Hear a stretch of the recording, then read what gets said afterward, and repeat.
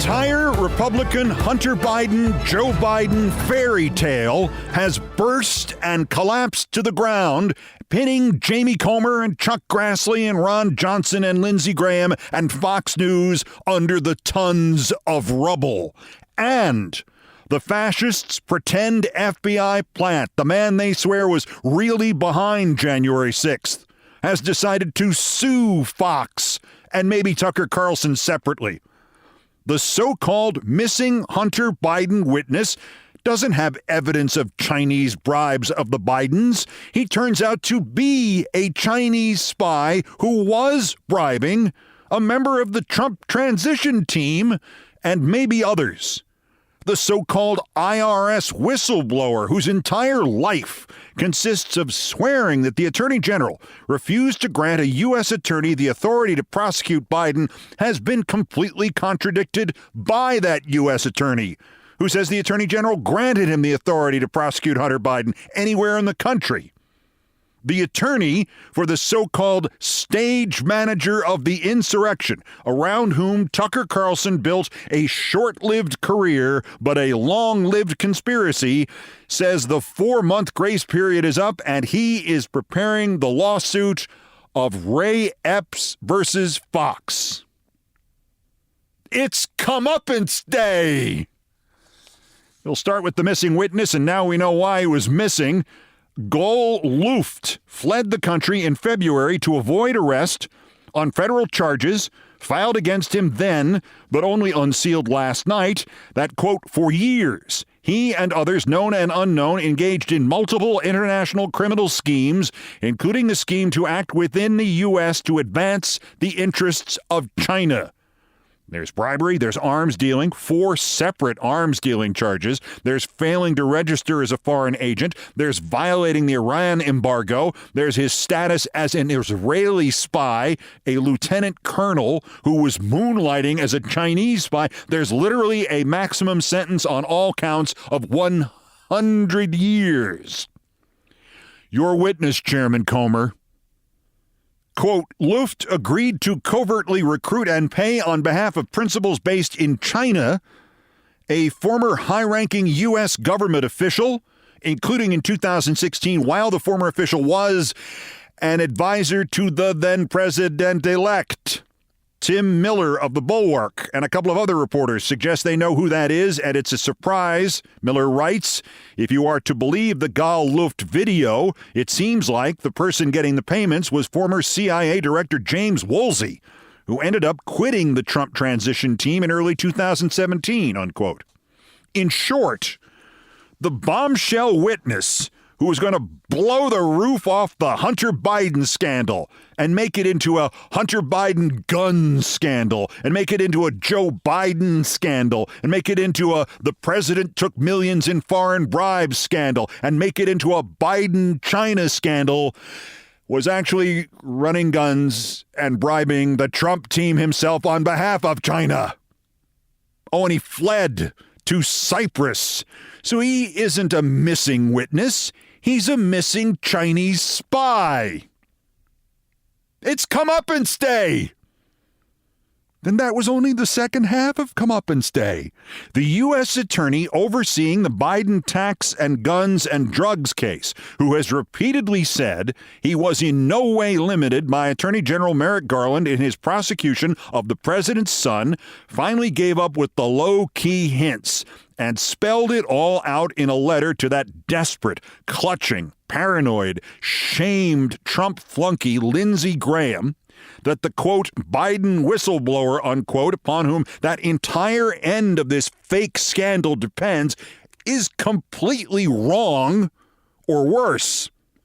CNN and CBS and other news organizations got copies of the letter in which the U.S. Attorney David Weiss put fatal holes in the story of Gary Shapley and an unnamed deputy. Weiss writes to Senator Graham that he, 1, never asked to be named a special counsel so he could act independently of the Justice Department, and 2, was never refused authority to act independently of the Justice Department, to bring charges against Hunter Biden wherever he wanted to in the U.S. Quote, I have not requested special counsel designation. Rather, I had discussions with departmental officials regarding potential appointment under 28 U.S.C. 515, which would have allowed me to file charges in a district outside my own without the partnership of the local U.S. attorney. Weiss says he was assured he could file charges, quote, in any jurisdiction. Months before the October 7th, 2022 meeting referenced throughout the whistleblower's allegations. Your witness, Senator Graham? It's Comeuppance Day! The Republicans were not completely blindsided by this. Even the Republicans saw these twin freight trains coming at them from opposite directions. Lawyers for the anti-Merrick Garland whistleblower, who turns out to have been all blow and no whistle, replied to the David Weiss letter by cleverly answering, quote, Weiss's story continues to change. And 5 days ago, the alleged Chinese spy, arms dealer, Trump team briber, Gol Luft put out a video saying he was going to be arrested because he had all this evidence against Hunter Biden. See? Congressman James Comer, Congressman Jim Jordan, Senator Chuck Grassley, Senator Ron Johnson, Senator Lindsey Graham, and about 24 other Republicans won't, but they should resign. Hell, if the Biden Justice Department didn't operate from this nostalgic view that we still live in a time when one of the major political parties was not trying to end representative government and replace it with a Trump dictatorship, the lot of them would be under indictment by the end of the week. It is clear that not only did that overfed redneck Comer know as long ago as May that his man Gul Luft had fled, we can't track down the informant, but Comer certainly knew that he was trying to smear the President of the United States and his son with the testimony of an international gun runner and Chinese spy, and he knew it no later than when Luft released his video at the end of last week. Well, by the way, House Republicans have scheduled a policy meeting with Chairman Comer of Oversight, Chairman Jordan of Judiciary, Chairman Smith of Ways and Means, and Chairman Green of Homeland Security for the day after tomorrow to discuss, to quote the Washington Examiner, the Biden investigations and oversight efforts by House committees. They'll have a meeting. I bet they will. And it will be members only. I bet it will. It's Comeuppance Day. And it already would have been Comeuppance Day had the Republicans' Hunter Biden, quote, investigation, unquote, not turned into a sequence of different political Hindenburg disasters, because word had already come in a New York Times report that Michael Teeter, the attorney for Ray Epps, says he did not get the retraction and on-air apology he demanded from Fox in March, didn't hear from them at all, in fact, and so he will now proceed to court. Quoting Teeter, that remains our intent. I think you know the Ray Epps conspiracy theory. He's seen on video egging on the January 5th crowd and then the January 6th mob as well. But though he urges them to march with him and enter the Capitol on January 6th, he never goes in. And suddenly he's out there beginning to plead for calm. Since prosecutors did not charge him, as Epps' lawyer notes, they have not charged him yet. Tucker Carlson concluded in 2021, to quote the Times, that there was no rational explanation, Mr. Carlson told his audience, why this mysterious figure who, quote, helped stage manage the insurrection, unquote, had not been charged. Carlson decided it was because Ray Epps was a plant. He smeared Ray Epps in 18 different episodes of his little fiction carny show, based his entire attempt to exonerate Trump on Ray Epps, depicted Ray Epps as a government plant, as a federal agent, went so far as to make a graphic in which the logo for FedEx had been reworked to read Fed Epps. And Tucker Carlson was, according to the lawyer, planning to do yet another segment on Epps the day Fox fired him. There is one notable postscript to the Ray Epps suit pending against Fox, and I should point out this is the pre-lawsuit. The point of the Times story is to give Fox a little public grief on behalf of Epps' attorney, and also to give Fox a last warning, a last off-ramp before it's filed. But nowhere in the story does Epps' attorney specifically say he will file against Tucker Carlson, even though Carlson no longer works at Fox. But it is instructive to note that the next defamation suit pending against Fox, the $2.7 billion one from Smartmatic voting machines, specifically targets Fox and Jeanine Pirro by name as a separate defendant, and Maria Bartiromo by name as a separate defendant, and Lou Dobbs by name. Smartmatic filed that suit on February 4th, 2021. Fox fired Lou Dobbs on February 5th. But Smartmatic did not, has not, and will not drop Lou Dobbs from the suit. Have a nice time under oath, Tucker, because remember, not only is it Comeuppance Day, but during a multi-million-dollar defamation suit, it all becomes Comeuppance Year.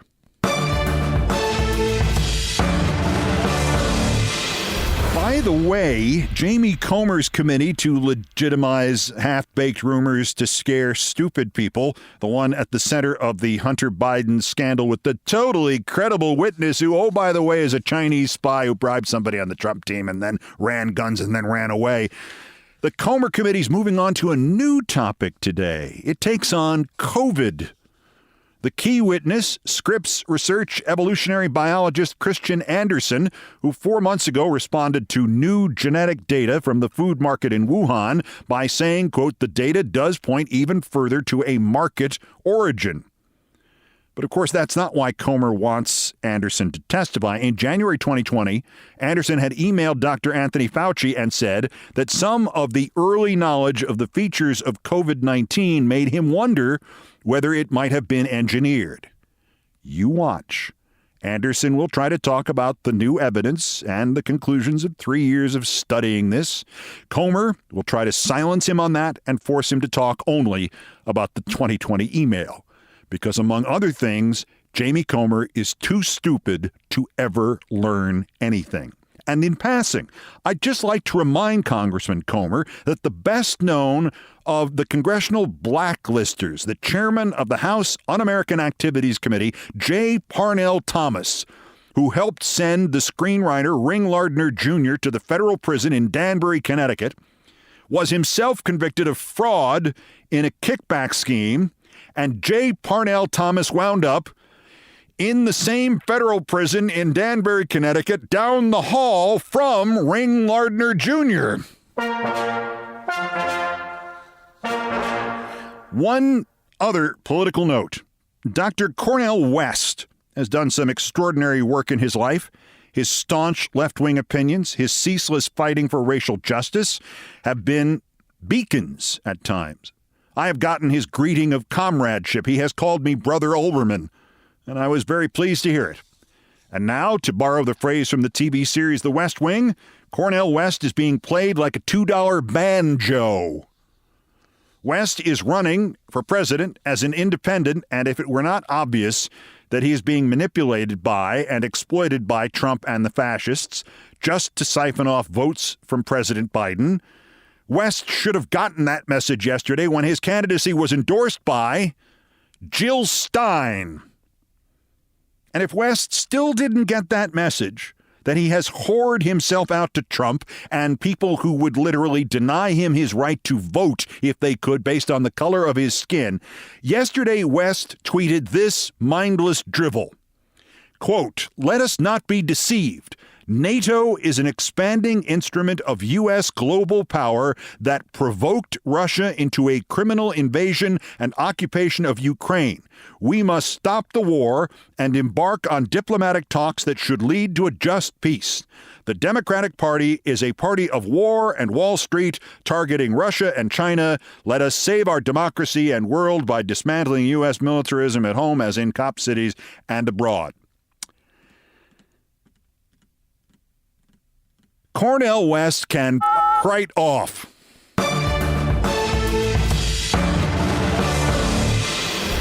Also of interest here today, something really, really strange happened at the NATO summit in Vilnius yesterday.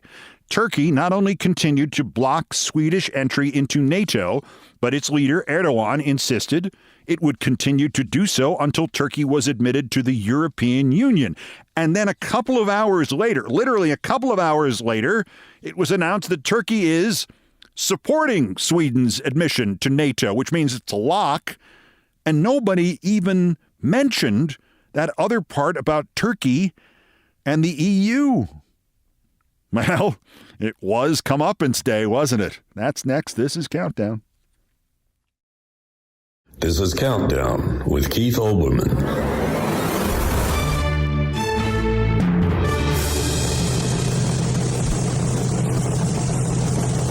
Postscripts to the news, some headlines, some updates, some snark, some predictions. Dateline Vilnius, Lithuania. Turkey has dropped its objections, deferred its insistence on joining the European Union, and so Sweden will now get to join NATO. Just hours earlier, the Turkish strongman Erdogan had said Turkey's EU membership had to come first. And it didn't. There may be more to this story. Dateline the Kremlin, there's more to this one.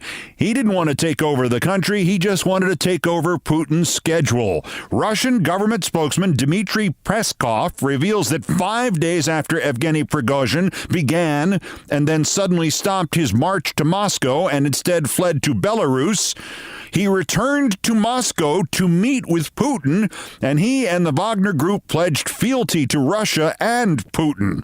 While Putin was supposedly re-solidifying his grip on the nation and the traitor Prigozhin was supposedly in another country, instead they were playing pinochle in the Kremlin or somewhere. I don't want to be a cynic here, but I'm beginning to doubt the first story and the second story. And, for that matter, I'm beginning to doubt this story.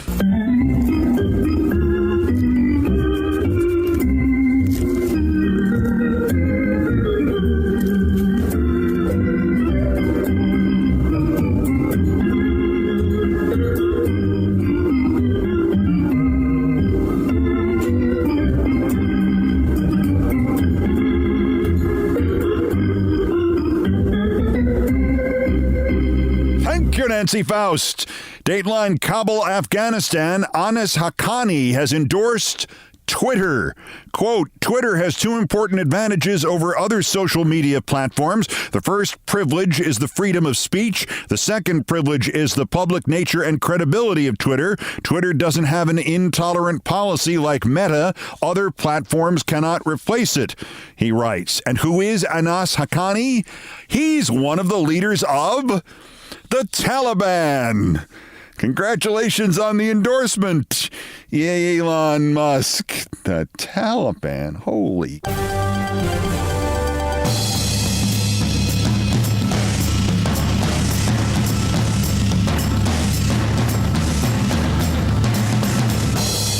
This is Sports Center. Wait, check that. Not anymore. This is Countdown with Keith Olbermann. In sports, it's official. The New York Times makes it so. No more sports department at the New York Times, one of the milestone desks in American journalism. Poof. Just as we told you yesterday, just a day after 28 of the surviving 35 sports writers and staffers and editors wrote a, nasty letter to the editor and their publisher, the Times announced it will disband its sports department and rely for sports coverage on the website The Athletic, which the Times paid $550 million for last year.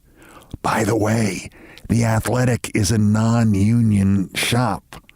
In the finest tradition of boilerplate Pollyanna bullcrap, Times executive editor Joe Kahn wrote, "We plan to focus even more directly on distinctive, high-impact news and enterprise journalism about how sports intersect with money, power, culture, politics, and society at large. At the same time, we will scale back the newsroom's coverage of games, players, teams, and leagues." Now let's compare that to what the sports editor of the Los Angeles Times wrote a day earlier as she killed off the sports department as her readers knew it. Quote, you no longer will see box scores, standings, and traditional game stories, but those will be replaced by more innovative reporting, in-depth profiles, unique examinations of the way teams operate, investigations, our distinct columnist voices, elite photography, and more. Our new layout highlights our best, most ambitious sports journalism, distinctive work you cannot find anywhere else.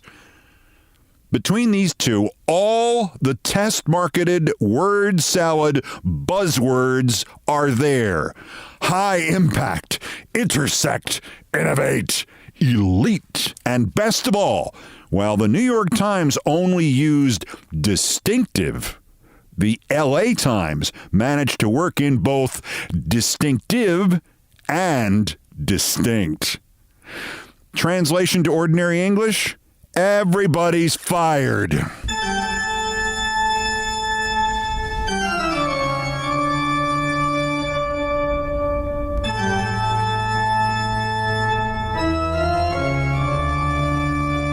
Still ahead, so the White House cocaine story has led to a panorama on mindlessness, but maybe the dumbest thing yet is this repeated question, what's next? If a tour-taking visitor had come in through that entryway, wrote the Boston Herald editorial board. The Boston Herald editorial board, I believe it doubles as the paper's nighttime custodial crew, quote, and deposited their cell phone in the storage area and then dropped a baggie of anthrax-laced powder. Lay off the anthrax. First off, best we know, the last guy who actually tried to kill people or just to handle anthrax, he was an expert in the field of anthrax. He managed to kill himself. Secondly, shut up. Until you have had anthrax or fake anthrax sent to you, just shut up. Time again to tell the saga of the day I was sent fake anthrax. The first day. There were 3 of them. Next. First time for the daily roundup of the miscreants, morons, and Dunning-Kruger effect specimens who constitute today's worst persons in the world. The bronze to CNN News Central, one of those last stains of the Chris Licht regime that they just can't wash out, the show which largely consists of the anchors saying each other's names. Victor? Brianna? Nesbitt? Garfield? Wilhelmina? New problem during a Capitol Hill update by Manu Raju on CNN News Central. A graphic reading, quote, House GOP weighs impeachment proceedings over Hunter Biden. Let me just read that one again. House GOP weighs impeachment proceedings over Hunter Biden. Bad news for President Hunter Biden, isn't it? The runner-up, Congresswoman Nicole Malliotakis and Maria Bartiromo on Fox Business with an explanation.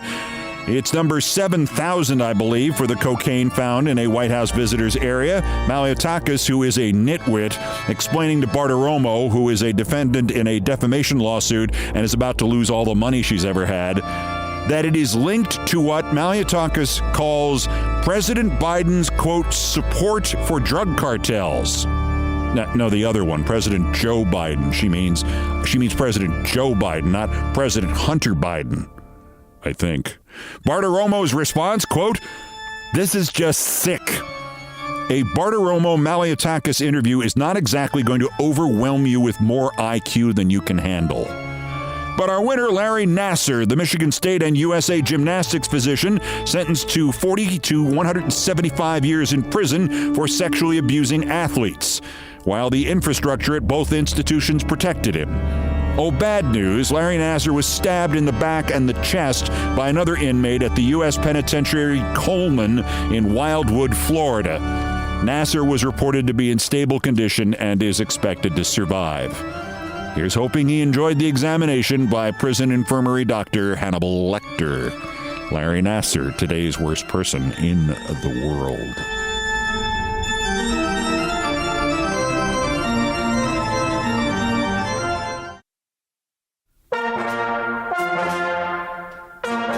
Just ahead, after the White House cocaine story, people like Weijia Zhang of CBS started throwing around questions about anthrax in the White House. Let me tell you about actual anthrax and fake anthrax and the threat of anthrax, and maybe you'll pause before you raise your hyperbolic panic to 11.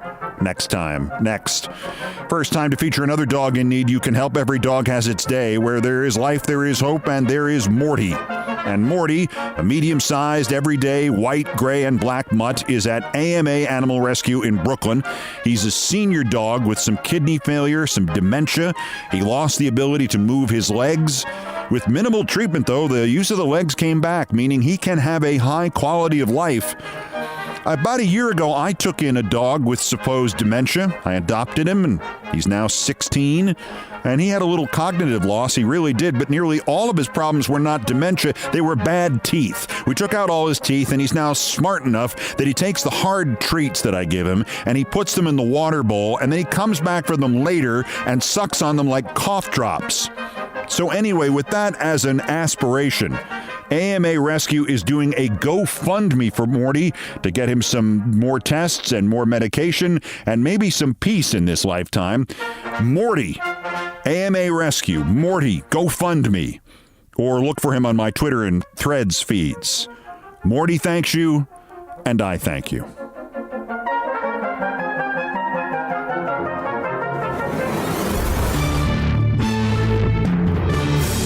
On September 26, 2006, I opened an envelope bearing a California postmark at my home in New York, and a sticky substance, it looked like Drano mixed with talcum powder, fell out. An accompanying note said it was anthrax, and now I and other liberals would get a taste of our own medicine. Even reading those chilling words and having covered the actual anthrax letters attacks of 2001 for CNN, I knew it wasn't anthrax. The guy who supposedly sent the actual anthrax was an expert in the field, and even he mishandled the stuff so badly that the official report was he gave himself anthrax poisoning and died of it. On the other hand, what if I was wrong? My apartment building was filled with little old ladies who had lived there since Roosevelt was president. I only assumed that meant Franklin Roosevelt. The odds were about 1 in a trillion this was actually anthrax, but who was I to dismiss this on their behalf? So I made a phone call. Well, that made it into quite an evening. The cops showed up. The FBI showed up. They said, of course, it's not anthrax, but we have to act like it is. The hazmat squad came in. They set up a command post in the building. They swept my apartment. They said, okay, now you have to go to the emergency room for tests. And I said, it's not anthrax. You just said so. And they said, if we have to do this, you have to do this too. I laughed. And if you don't, we can arrest you as a threat to public health and make you do it.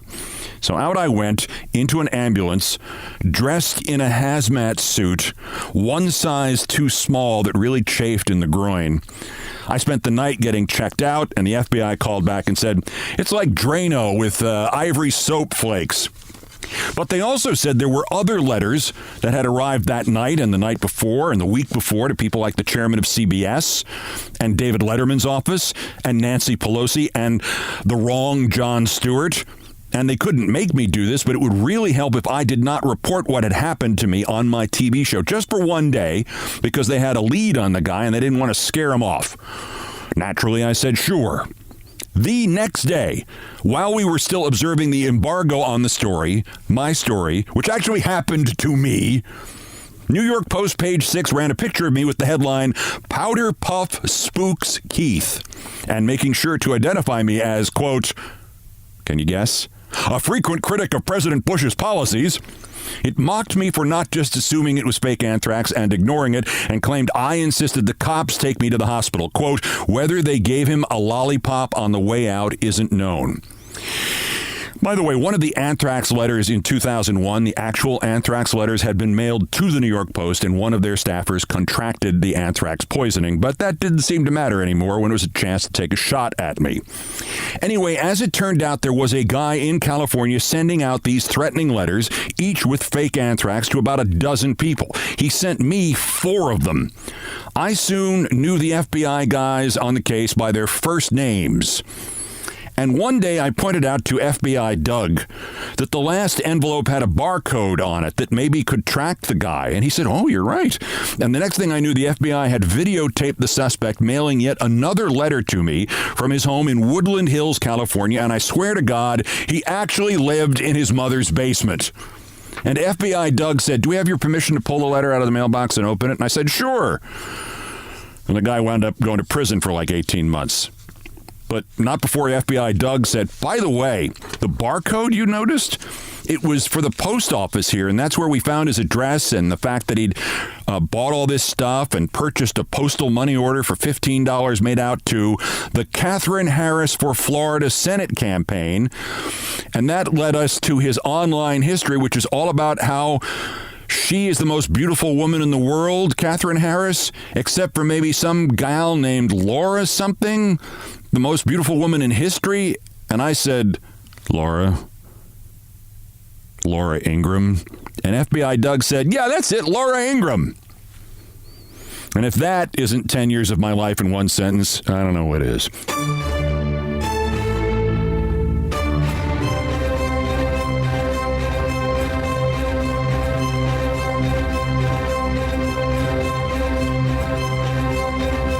Done all the damage I can do here. Thank you for listening. Here are the credits. Most of the music was arranged, produced, and performed by Brian Ray and John Philip Chanel, who are the Countdown musical directors. Guitars, bass, and drums by Brian Ray. All orchestration and keyboards by John Philip Chanel, produced by TKO Brothers. Other Beethoven selections have been arranged and performed by No Horns Allowed. The sports music is the Olbermann theme from ESPN2, and it was written by Mitch Warren Davis, courtesy of ESPN Inc. Musical comments from Nancy Faust, the best baseball stadium organist ever. Our announcer today was my friend Jonathan Banks from Breaking Bad. Everything else is pretty much my fault. Don't forget, Countdown, now also available on YouTube, complete with an animated version of me. Subscribe there, too. Give yourself multiple options. So that's Countdown for this, the 917th day since Donald Trump's first attempted coup against the democratically elected government of the United States. Arrest him again while we still can. The next scheduled Countdown is tomorrow. Bulletins, of course, as the news warrants. Till then, I'm Keith Olbermann. Good morning, good afternoon, good night, and good luck.